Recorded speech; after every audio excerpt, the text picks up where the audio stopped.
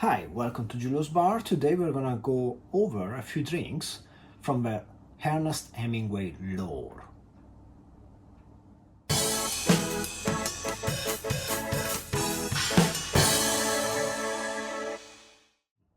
So, Ernest Hemingway, a figure larger than life, Pulitzer winner, Nobel laureate, lover, hunter, novelist, warrior, adventurer, and especially drinker. He was known to drink a lot, and someone might say he drank himself to death, but on the upper side, we know that he drank pretty well. So I recently acquired this book, which talks about all the drinks in his life and in his novels, and it's called To Have and Never Never, and it's really fascinating look into all these drinks starting from the 1920s in Italy, when Hemingway was recovering from an injury from mortar fire. He was with the Red Cross in Italy helping out in World War One, to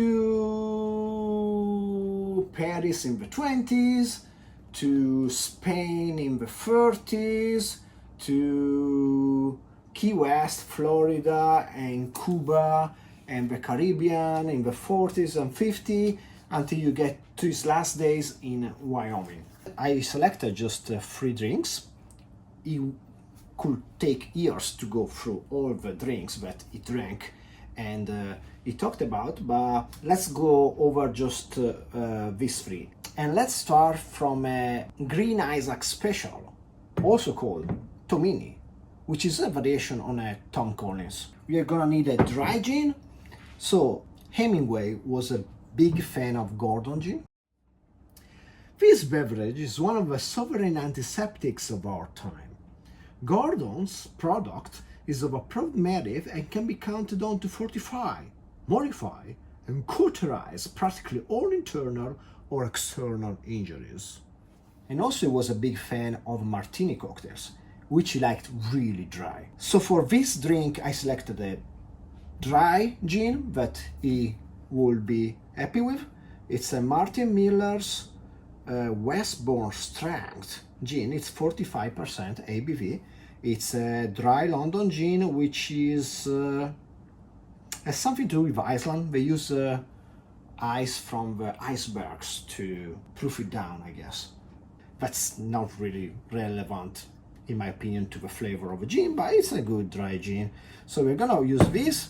We're gonna use limes instead of lemon. In a Tom Collins, you would have gin, sugar, lemon, and soda. In this case, we have gin, no sugar, because Hemingway was a diabetic, and all his life he was trying to keep the sugar down. So no sugar, lime instead of lemon, and instead of soda, we are gonna use coconut water. Hemingway spent many years in Key West, which is an island at the really tip of Florida, which is super close to Cuba, and I guess he had access to fresh coconuts all the time. I think I read that one of the drinks he used to do is just like drill a hole in a coconut, pour down some gin, and that's the drink. So we're gonna shake this drink, and then we're gonna pour it in a cooling glass. So we're gonna start with 2 to 4 dishes of Angostura. Let's go with 4. We know Hemingway liked his Angostura. We are gonna juice 1 lime. Then we're gonna go on with 60 milliliters of London dry gin.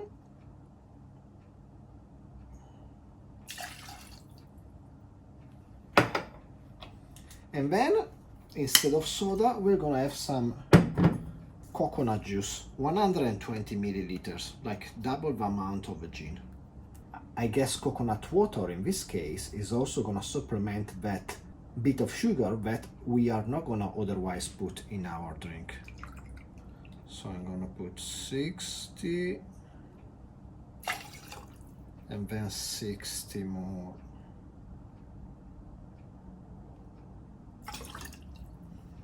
By the way, this drink is featured in the novel Island in the Streams more than once with different names. So now we're gonna shake it. I'm gonna get some ice.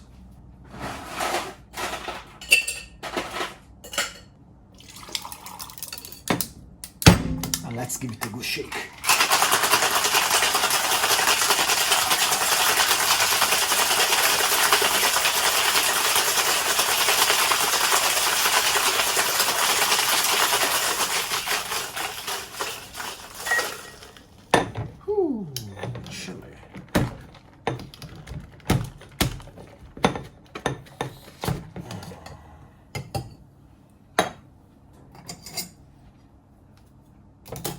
Strain in our Tom Collins glass.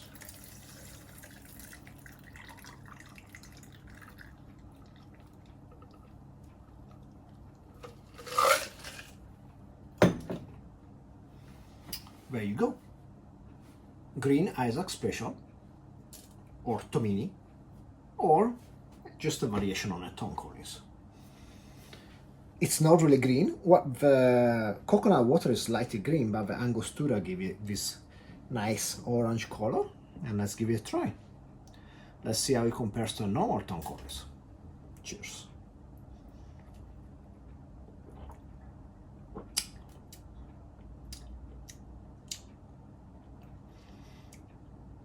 This is super refreshing. A bit green on the aftertaste. And yeah, definitely the sugar content is really low, kept to a minimum. Most people, they would prefer to add a bit of sugar, either like just a drop of simple syrup, or just using somewhat of a less dry gin. Maybe you could use a Oldham gin to make up for the lost sugar, or even adding a bit of Luxardo Maraschino wouldn't be a bad idea, but it's really refreshing. It's really nice.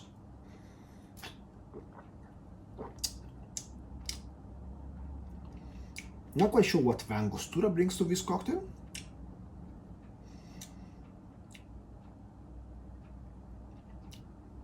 Yeah, I don't know. I guess without it would be just too plain. This is an easy sipper. I can see, like, even a boat, like it was on this boat, a Pilar, which he used to go hunting for tunas and marlins and killing sharks and all that stuff. Not that he wanted to kill sharks, it's just that he happened to miss sharks and then shoot them with his gun, but that's the life of a Hemingway. Take a good rest, small bird, then go in and take your chance like any man or bird or fish. Ah, nice.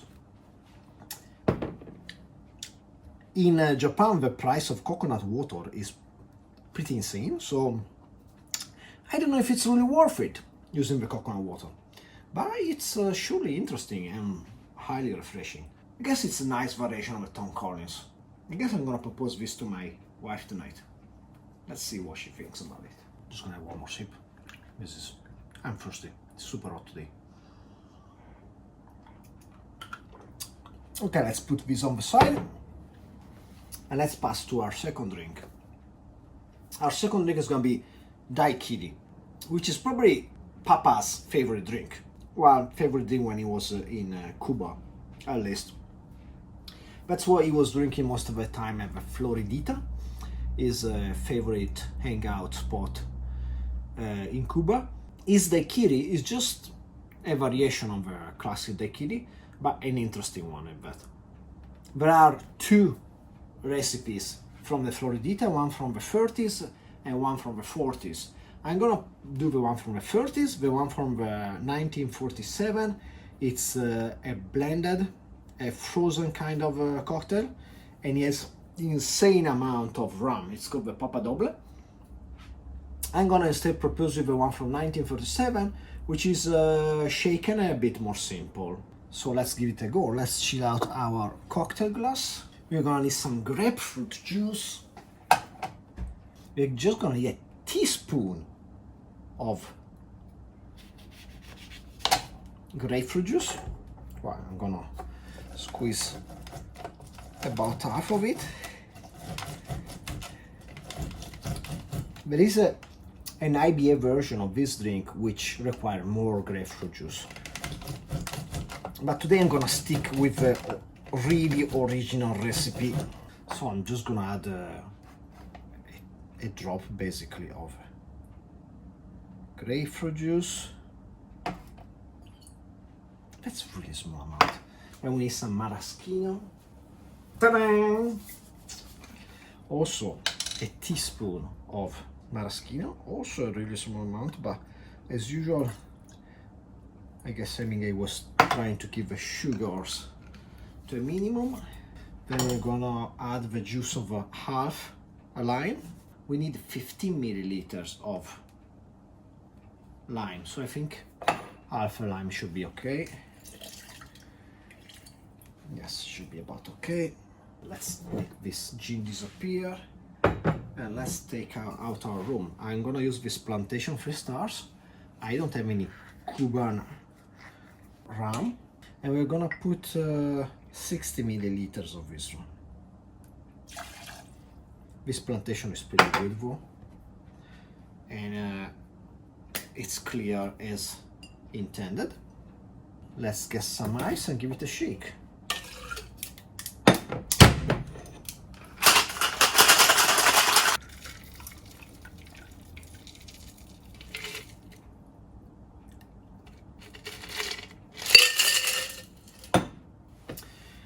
There you go, a Daiquiri Floridita version. Recipe from 1937. Cheers.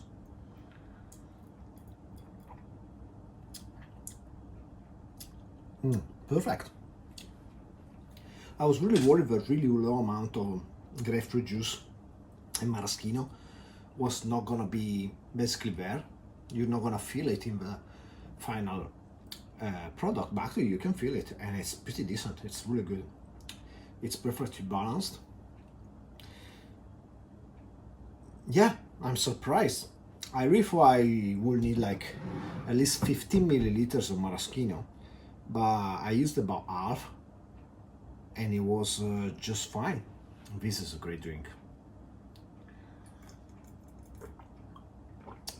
It goes down too fast.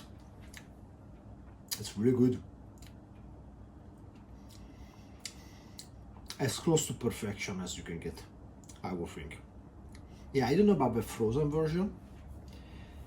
The frozen version uses like more than 100 milliliters of rum for glass, and Hemingway said that he drank 17 of those in one afternoon.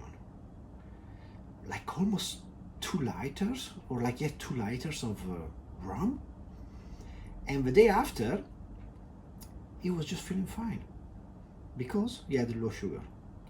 I don't know if it's how much of it is legend, how much of it is reality, but he was a big drinker, and this drink is really easy to drink, and the frozen version I can just imagine is just as easy, if not easier.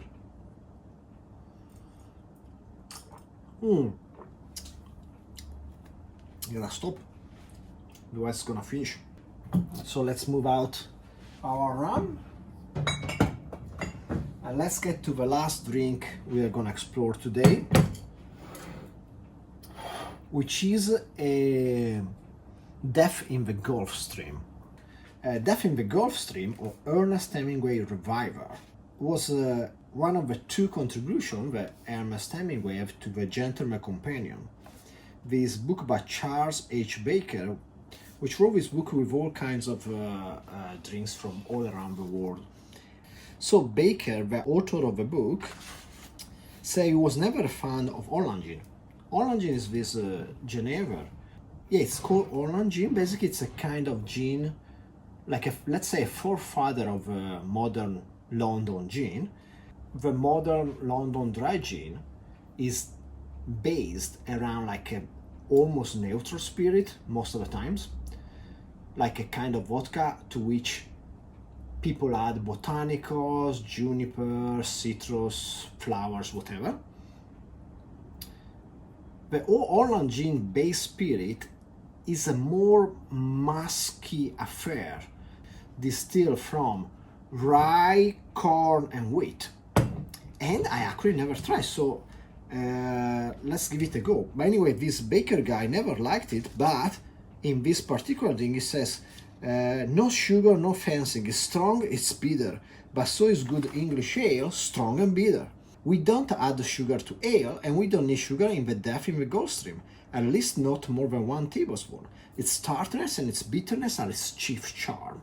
It is reviving and refreshing, cools the blood and inspires renewed interest in food, companions, and life. So let's give it a go. First of all, I'm gonna try this Holland gin and find out what it tastes like. Never tried it in my life.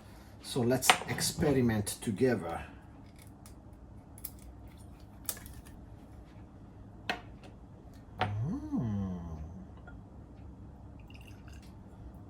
Oh, he has a color. Geneva, cheers.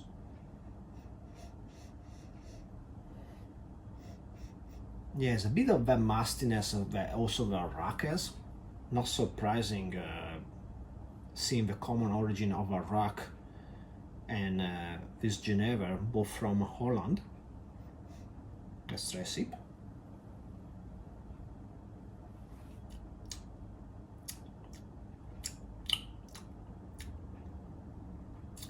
Actually, it doesn't have much of the juniper flavor. It's really subdued. The predominant flavor are actually the mustiness, the funkiness of the wheat, the maltiness. Yeah, it tastes more like a new make whiskey crossed with an rock to me. The juniper is really almost not there. Let me try one more sip.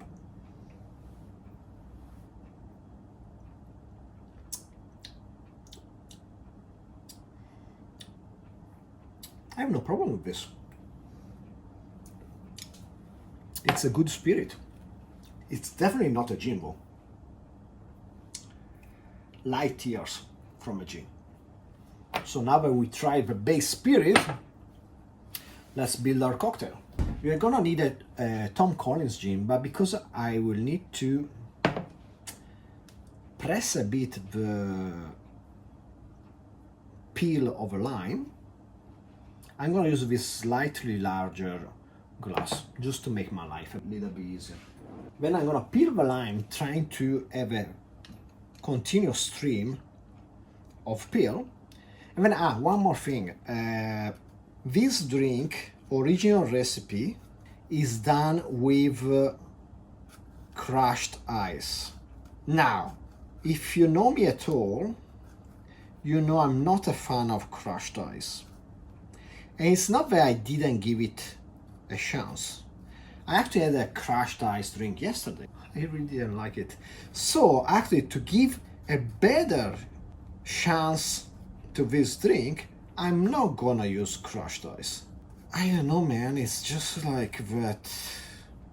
It's so inconvenient. It just, you wanna have crushed ice only if you're gonna use a straw in your drink. And also you might know how I feel like straws. Not the biggest fan. F***ing straw. They make you look like a bit of a silly man. Yeah, unless you're trying to be really sexy, like sucking on the straw. I don't know. It's really no use at all. Oh, maybe. Now we have our long peel. I'm gonna just tap it a bit in the glass, trying to extract as much essential oils as possible. Yeah, it's really green, grassy flavor coming out. In fact, you don't see often the lime peel used in cocktails. You see almost exclusively lemon, orange peel, maybe sometimes grapefruit peel, but almost never lime peel. And I guess the reason is because of this. The aroma of the peel is nice, but the juice is so much better. The aroma of the peel is kind of underground forest-like. And I guess it's gonna serve this drink. I hope so. So then we're gonna add ice to this. I try to keep the peel here on the side. So sugar in this drink is optional. 4 healthy splashes of Angostura. Okay. Big came out. Yeah, I think Hemingway really liked this Angostura. Then we gonna juice 1 more lime.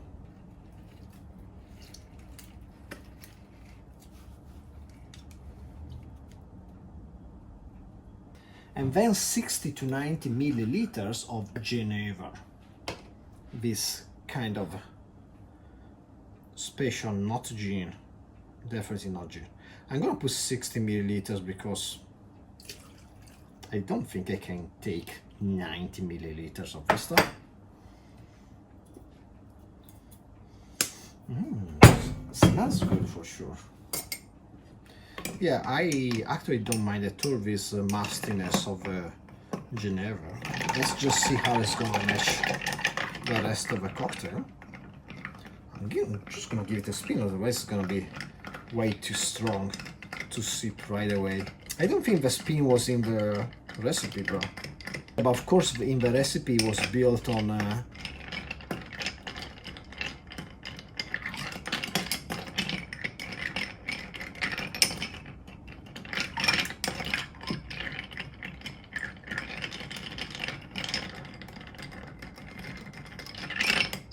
on broken ice, so I'm gonna tip it off the glass with more ice.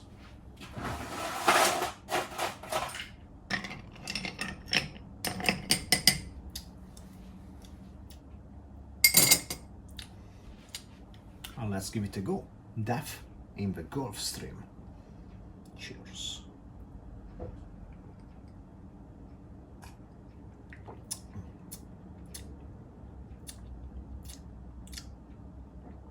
Yeah, there is no messing around with this cocktail. It's like straight to the point, dry. I actually think I'm gonna add a tiny bit of sugar. Let's try. I'm gonna put a plick of agave syrup, and let's give it one more spin. Without sugar at all, it was really like burly, like yeah, almost like drinking a beer. Actually, it will go quite well with some high carbohydrate food. Daffy Gulf Stream with a bit of agave syrup.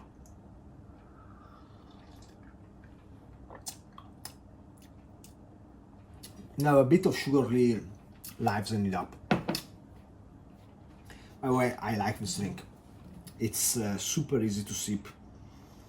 And I think, yeah, you don't want sweet.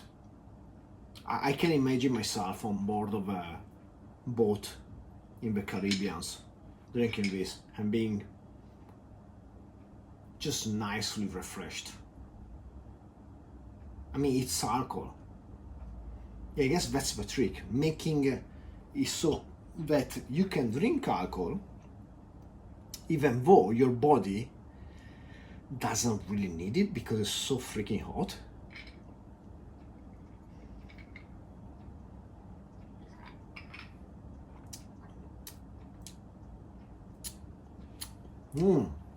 In this drink, the Angostura is essential. definitely. I can see the point. Otherwise it would be just too plain. The Angostura kicks in on the back flavor and gives it that necessary flavor for impact that otherwise the cocktail would be missing. Yeah, well, you see, I don't know what's up with drinks from Hemingway, but I guess he knew how to drink a lot and don't feel drunk. No, well, drink a lot, feel drunk, but don't feel sick. Because this thing, they're going down like easy time.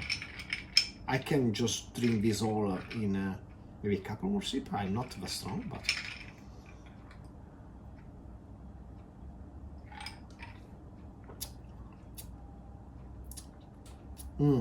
yeah, it's actually great.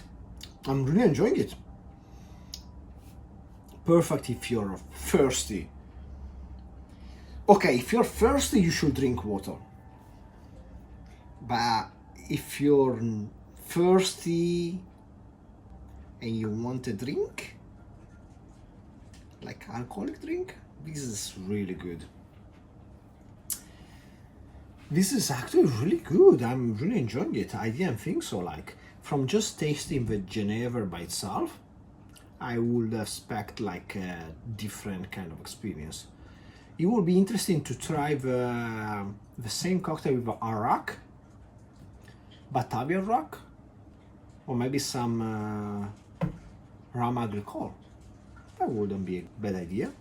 But this is just nice. That's all we do, isn't it? Look at things, try new drinks. Here are our 3 drinks.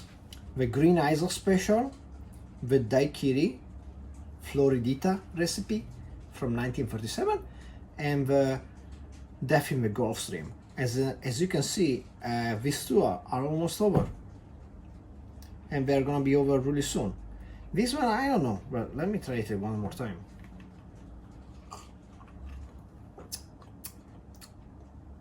In the end, it's the less convincing one. Even though it's not bad at all. I guess I never tried coconut water before, and it's a bit of a learning curve. But also really good. What we learned today, we learned that Ernest Hemingway, was he a grand novelist? Was it a great lover? Was it a great, good, mediocre, bad hunter or fisherman? I don't know. Was he a great drinker? Yes. Cheers.